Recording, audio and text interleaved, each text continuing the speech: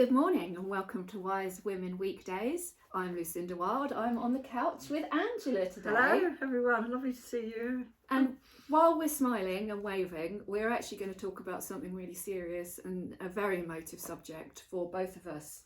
Yeah. And that is alcohol.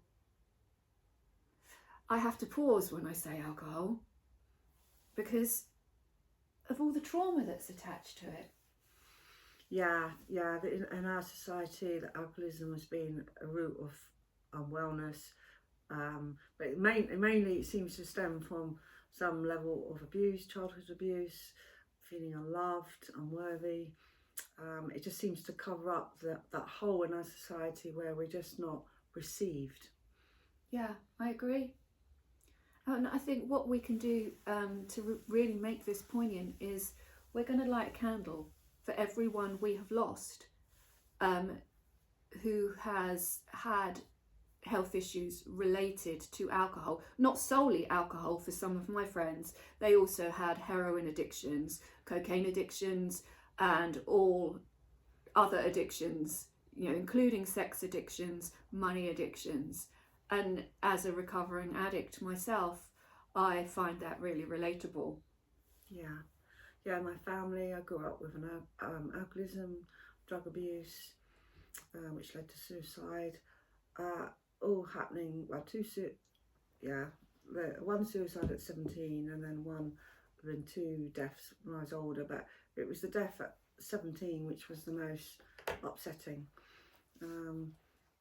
around how the family handled it and the shame and not wanting to really talk about it, which was the worst thing I think for us. Yeah, not talking about things can be really, really painful. Bottling all that up.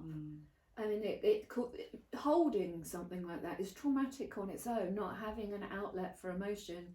But as we're both therapists, we understand how deeply that can go. Yeah, it goes right into every cell of the body, it goes deep into the brain. The brain sort of manages the trauma by putting it in a little secret box and tries to keep it hidden somewhere, but ultimately it leaks out through addictions, through life becoming intensely difficult, and then once it gets to a certain tipping point, then it needs to be recovered, that box, and reclaimed and healed. Yeah.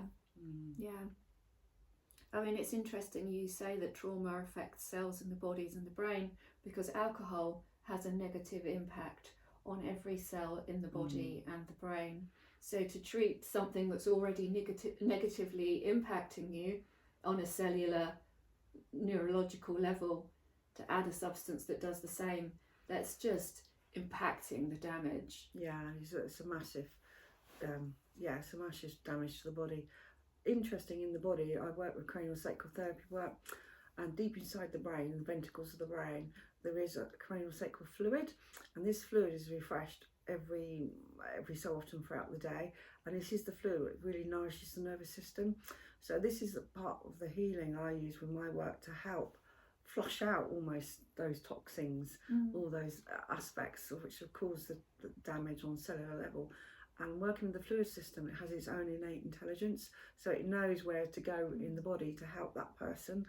And I just find, as human beings, we have this incredible internal self-healing mechanism when we call upon it, and it can actually help. So there is definitely, even though a lot of damage done, and sometimes too fatal damage done to the liver, but people can't come back, but if things are sort of nipped at that point, tipping point, then there is definitely recovery. Yeah. Well, I'm living proof there's recovery. Yeah. Not always perfect recovery. I have a number of lapses and relapses behind me, but it's all part of the journey, and people shouldn't beat themselves up for that. So I'll light the first candle, and I'm going to dedicate it to my father, Graham, because he died of alcohol abuse. Well, an illness associated with alcohol abuse. He died of esophageal cancer in 2020. I'm not going to light a match for every single one. We'll just light the candles off the other. Carry the light through. Yes, we'll carry the light through. So yeah, poor old dad. He grew up in Glasgow. He had quite a traumatic childhood. He was born into a tenement block. They moved to Birmingham. He won a place at grammar school. And I think coming from such a working class background and going into grammar school, that has its challenges and traumas. And he worked hard, workaholic as well as alcoholic and womanizer. And it all took its toll, which accumulated in his death. I mean, he did live till into his 70s, which is a good innings for someone that drank whiskey the way that he did. But then he's a Scot, so Yeah. I think we have an ability to deal with that. Yeah, good genes. Good alcohol drinking genes. Yeah. Wow. Yeah, so I'm going to light another candle now. I'm going to light this. Look, this candle is going to be for my Uncle Graham, my dad's youngest brother. And he had a very traumatic accident when he was in his about 12, 13, was hit by a bus. And after that, that caused a massive personality defect in him, where he became very influenced by school bullies or school people.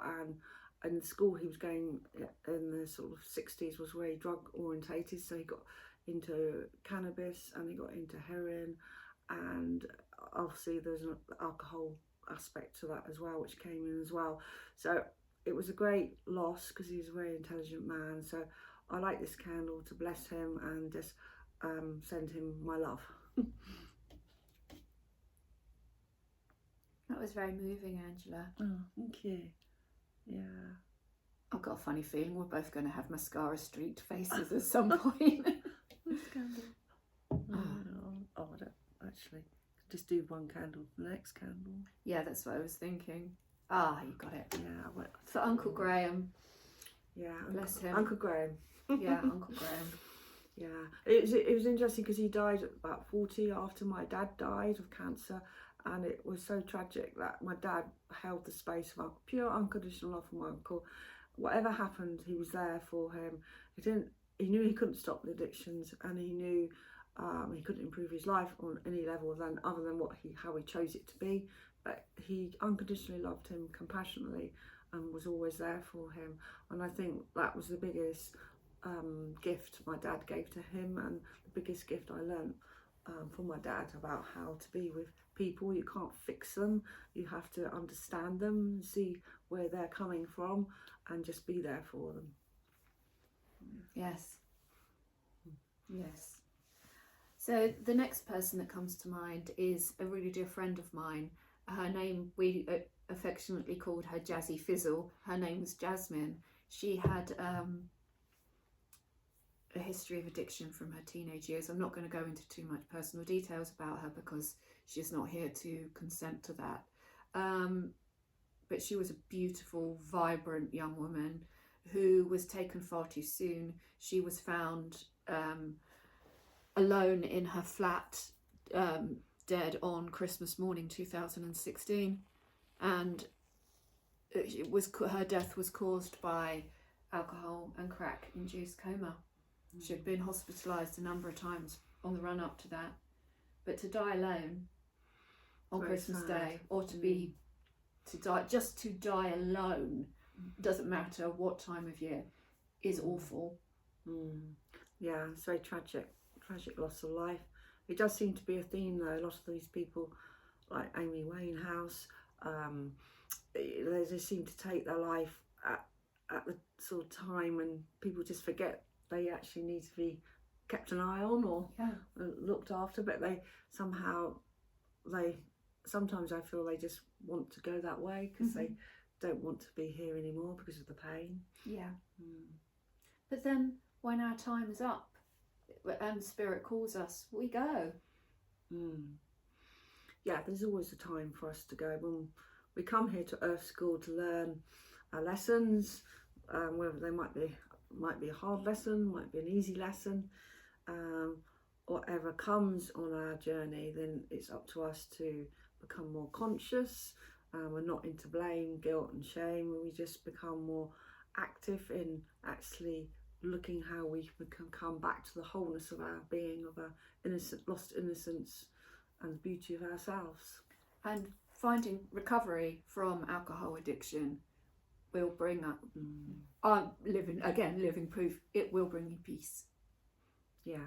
yeah, knowing that we're not here to be in trauma, we're actually here to feel deep compassion and peace and love in our hearts. So it's just, and when we anchor into that, I found that the world seems to open up to me, opportunities come, but life is a different vibration, and it's a very kind vibration. Yes, I agree.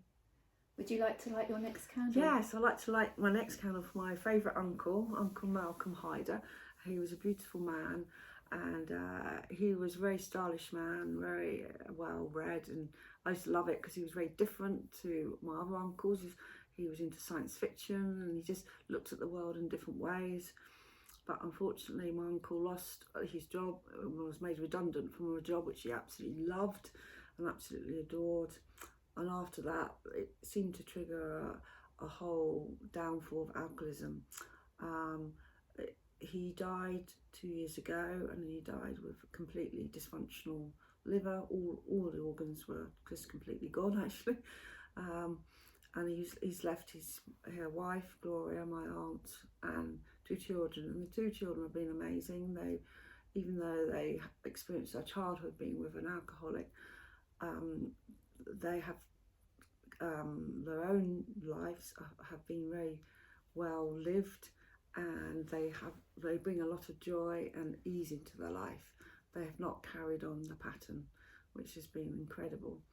So I light this candle to rejoice his life as he was a wonderful human being, the sadness of losing him, and the joy of still having his children to connect. And I see in his children his spirit, which was really alive when he was really well. But the saddest thing was he did want to give up alcohol, and he was at the point where he wanted to turn to give up the alcohol, but unfortunately had a heart attack, and that just stopped that opportunity. But in all, he was a beautiful man. So I light this candle for him and the joy he brought me, and all the lovely times I remember him when I was a child growing up. So the next candle I would like to light is for my dear friend David. He was also a very stylish man, because you knew him too. Yeah, he was your neighbour. And he had an abusive childhood.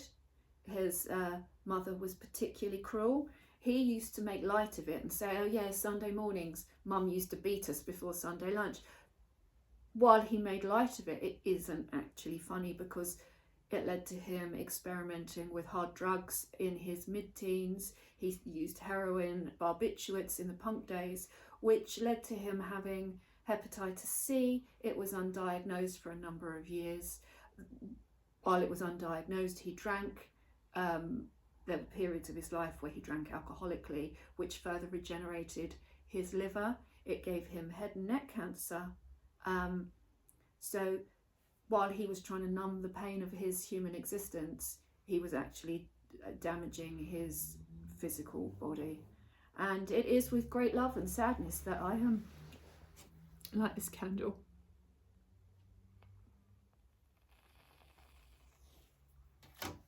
What was beautiful there about Dave, he still had love there, and he still had compassion, because I used to meet him on the roundabout, which is opposite where I live, walking his dog in the mornings, and Molly, and it was just, he was just so lovely with Molly, and I used to just have a little catch up chat with him, and he just loved Molly, and I just felt I didn't know his background, I didn't know anything about him, but he was quite a cool dude who looked like somebody like the Stones, like related to the Stones, Rolling Stones or something. People still ask me today, was he a rock star? Yeah, he was like a rock star. Yeah, he had that rock star spirit. I mean, he left me this property, so his rock star spirit is here. I mean, actually, there isn't a picture of him in this room. There's a picture of him in every other room. There is one of his wife who also died of cancer, caused by alcohol, up there looking down on us with love in her eyes. Yeah, I mean, that was beautiful as well, that he did have a relationship with a woman he loved. So I do feel he still was, after all what he experienced as a child, was he was still able to be in love with aspects of life like music, Yes. his wife, his dog, and I think that was his blessing. And for you as well, Yeah. being there He with passed him. that blessing on to me. Yeah, and so I feel really blessed sitting in his house with you, knowing everything he went through as a child, but he was still able to find a part of himself which was still warm, loving, and compassionate. I mean, I think that's really does say something about the human spirit. Yes. That it cannot be destroyed. The human spirit is there, and it can always be with us. Yeah, David is a shining example, or was a shining example of a human spirit that was resilient and brave. Yeah. I mean, he's like a knight in armor, shining armor, for defining that was my childhood, but this is who I am. Even though he obviously had to blot out a lot of the pain in other ways, which weren't good for his body physically, but at least in his spirit he stayed strong. Because lots of people that have been abused go on to become abusers, but David, he went completely the opposite way. He was so loving and so kind.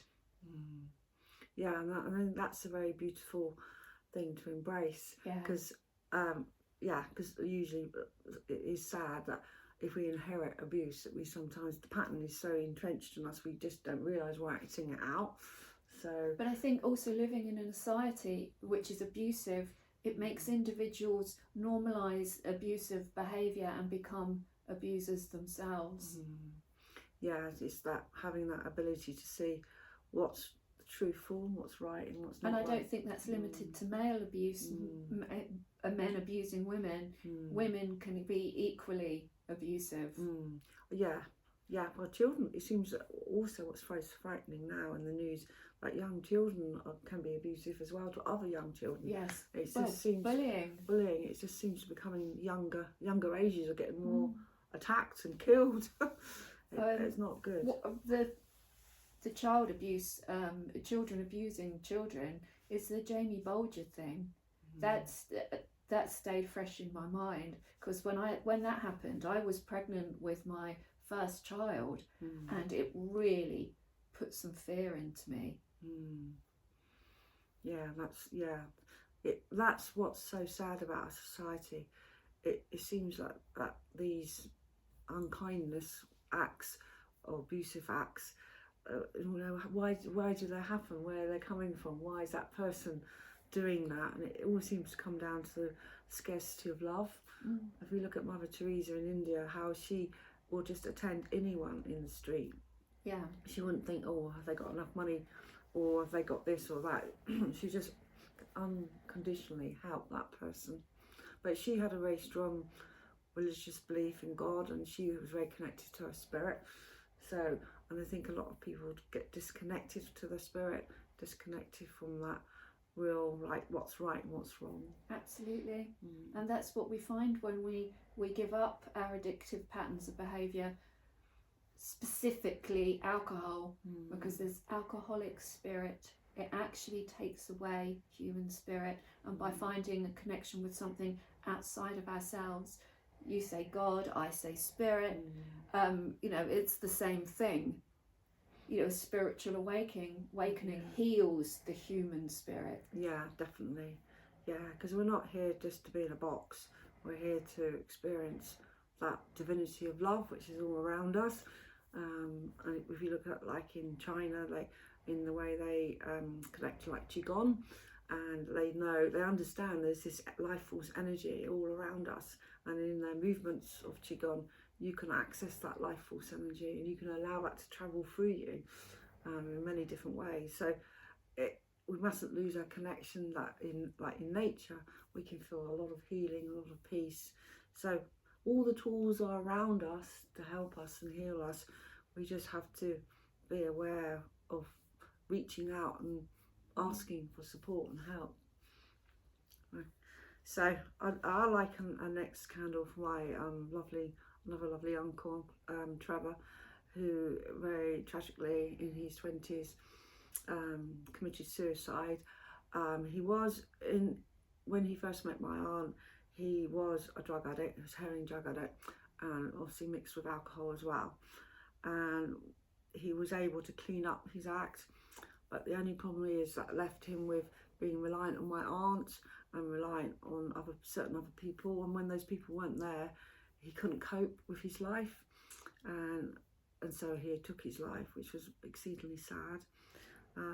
He was one of my favourite uncles. He was very good fun, and he was a very stylish man, lovely dresser, and always kind and always willing to listen to you, make sure you're okay. So I light this candle for my Uncle Trevor's spirit and the love and all the funness he gave to us as children.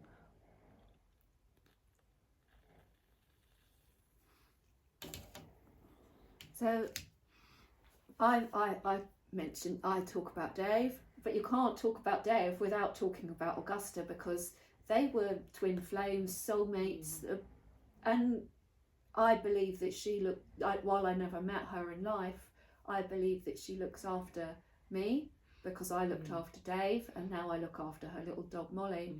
Augusta was a beautiful, beautiful human being inside and out.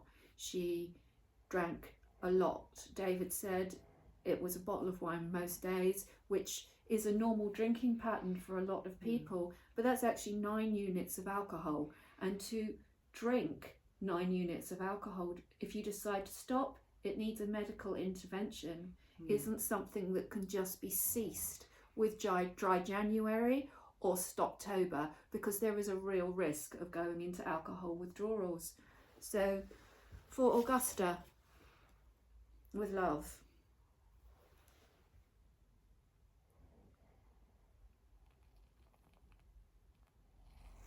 Yeah, I think drinking alcohol for women is even more dangerous because they haven't got the capacity in their physical makeup to deal with that level of alcohol. Did you know anything why she was driven to that pattern of drinking? I do. She had quite a traumatic childhood. I'll talk about it in a general way because I never met her, so I don't know the intricacies. I only know what David told me, that she had a difficult upbringing, and that left was the the traumas and the wounds. Yeah, it does feel so sad when we come to be born into a family unit, and yet that family unit doesn't hold the space of love and support, and then as we get older as adults, sometimes we can't even confront those people about what happened to us. We can't even have a conversation about did they know this happened, or did they know what what they did that has how well that's affected you, and it's very difficult. And in the way our society has grown up, we don't have that ability to talk. We just shut down. We do. But there are many facets to that, I believe. There's ancestral trauma, which is why trauma is carried through families. Yeah, definitely. Recently I worked on some work. Well, I have worked on it. I'm currently working again with the work. It's called Cutting the Ties That Bind, and it's about the person you feel has affected you in your life. You put them in a circle, and you put yourself in a circle, in a golden circle, but the circles are just touching, not entwining. But you do a figure eight of neon blue light round for 2 minutes in the morning, 2 minutes at night.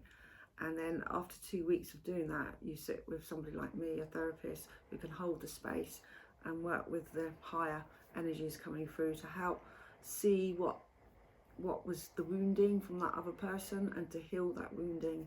And it's a very powerful process, but it's definitely driven by ancestral line. Yeah. I mean, I know for me, my ancestral wound that came through my father's side, the Glaswegian side, my wound is brutality. And I really can be quite brutal.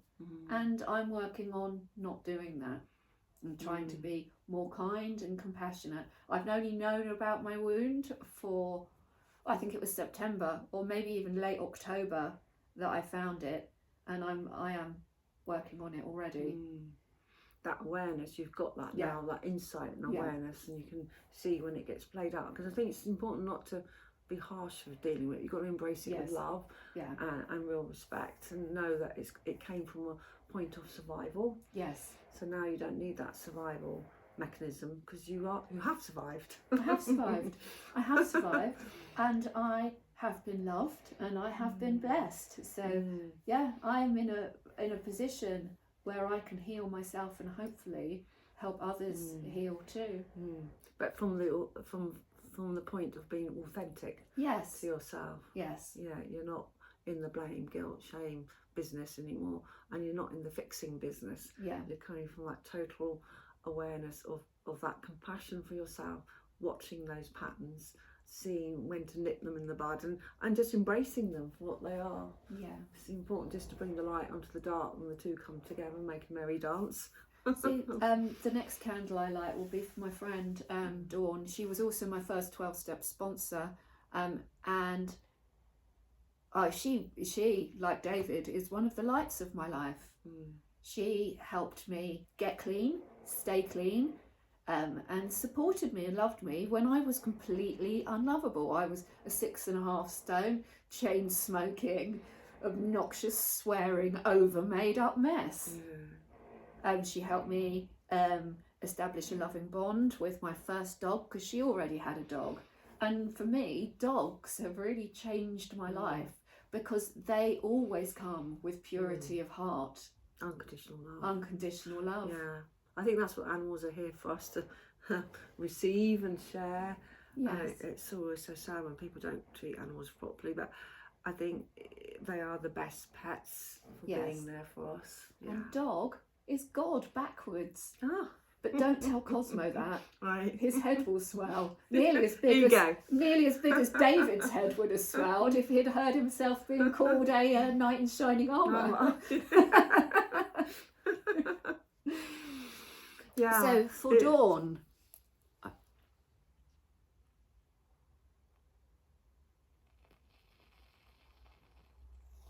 oh, that one hissed and fizzled. Wow.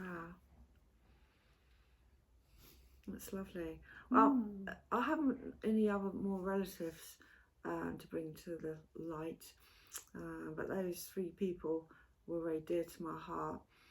I have other relatives who have died of cancer, but that wasn't through alcoholism.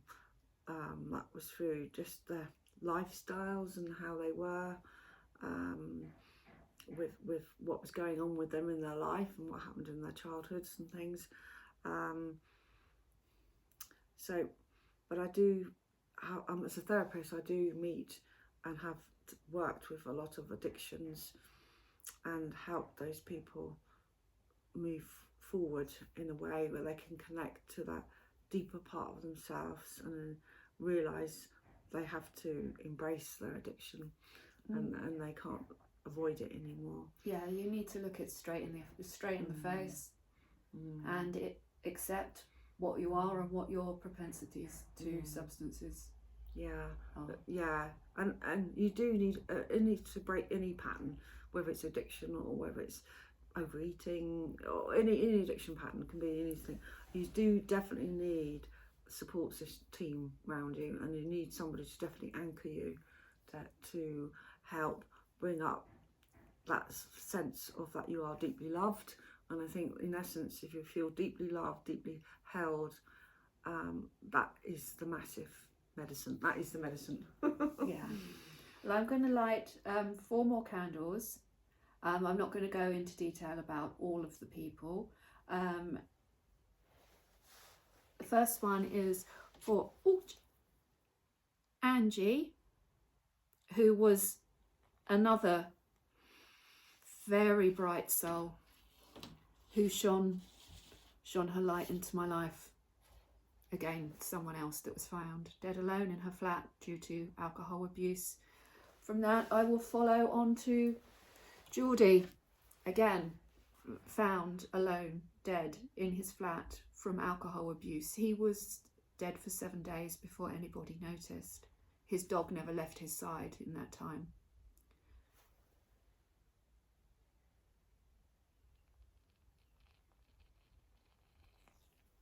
And then there's dear Joe, who left a teenage daughter behind. He was someone that I knew through 12-step recovery and also helped me on my path. And then the last candle I want to light is for all of those people. Do you want to light one too? That are suffering, currently living and suffering with alcohol addiction. So may you all be blessed. May you all find recovery.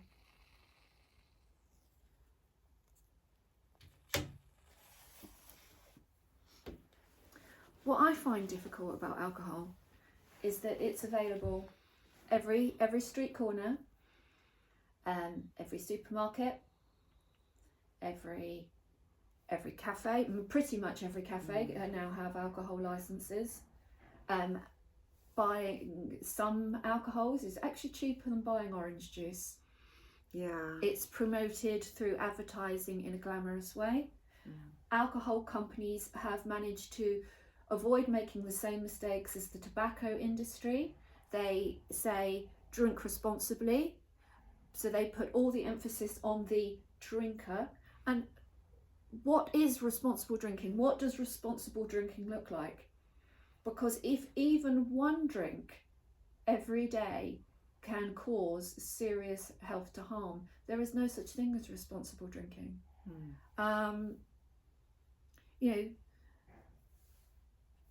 think there are things about alcohol that they are gaining from. What do you think, Angela? Yeah, I think it's a real, it is a massive health problem, and they sort of tend to sort of hush it up in a way that is okay. But it's interesting, I first started drinking alcohol as a teenager because we all went to the parties, and but that was like my generation, so it was, sort of 70s, 80s. We used to go to parties and just drink then. It wasn't an everyday thing, it was just a party thing. But everyone just got really drunk, and it seemed to be the normal thing for young people as a culture. But it's recently what I've noticed, it's been more binge drinking in young people and more female people, and just feels like what's going on, this massive culture of binge drinking, that people wait till the weekend and they're not just drinking, they're taking cocaine as well, and they're just spending the whole weekend high. Yes. That sounds what my life was like. Yeah. So yeah, I think the free availability and glorification of alcohol consumption is an element of social control, because it keeps people dumbed down, unwell, and unable to look at bigger pictures. Yeah, and it means that person's disconnected from the spirit. Yes. They can't sort of access the power, so they don't make the choices they could do maybe for a better way of being. It diminishes the human spirit. Yes. I think on that note,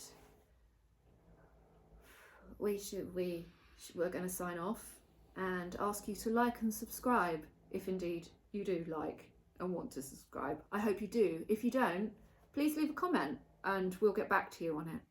But yeah, think before you pick up your next drink. And this is the first episode in a Wise Women series on alcohol. So goodbye from me. Yeah, I'd like to say there's some really good books out there to really help. There's real opening up now of people really on the ball, how to help people with alcoholism. There's this wonderful book called The Naked Mind. Anyone interested, want the details, but it's on Amazon, so it's on Audible as well. But it's definitely some wonderful people working out there to help break that pattern of alcoholism and bring back the state of wholeness, which we all love to be in, because that's where we're connected to our real joy, and life is really is worth living. Yes. Really worth living, and that is the point. Life is really worth living. Well, thank you, viewers. I hope you enjoyed today's remembrance to those that have passed. Yeah. Thank you. Thank you. Bye.